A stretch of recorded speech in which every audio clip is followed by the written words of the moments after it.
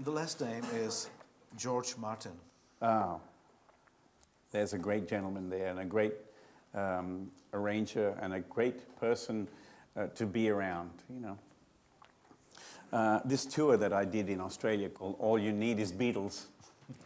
Oh, it was so good.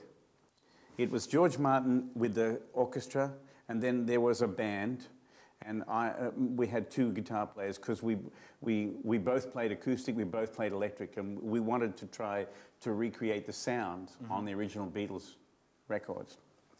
And so it was so much fun to do that. But I can't tell you the emotion of playing 2 hours of just Beatles music. Oh, the first concert was at the Sydney Opera House, and it was an afternoon concert, so we did an afternoon then an evening.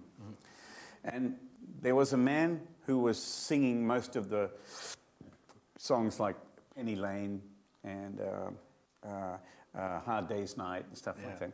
And his name was Glenn Shorrock, and he was the lead singer from a band called Little River Band. And he's the biggest John Lennon fan I've ever met. but he knew every nuance of every Beatles song.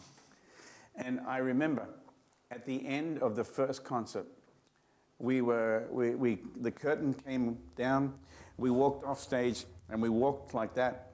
And as we were coming towards each other, the emotion just took us, and we both broke down and cried when we saw each other. We were both so moved, and I remember that so well. But a funny thing happened that night.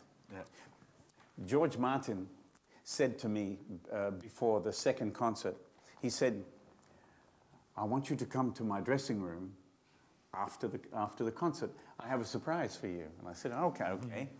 So I went to his dressing room after the concert, and there was all these, like a bar set up.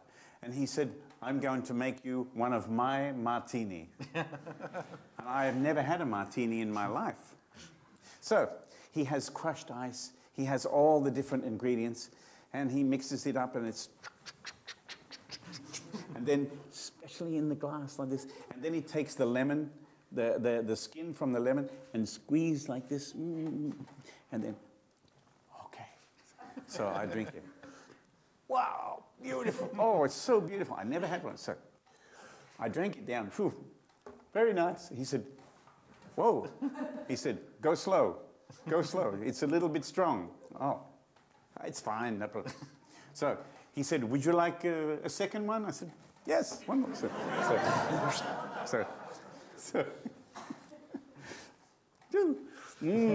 Wow, beautiful. Go slow, he says. And then my driver came and he said, let's go, you have to get back to the hotel. And my wife was waiting at the hotel. So I get in the car, and about halfway back to the hotel, I realized, oh my God. Wow, that's very strong.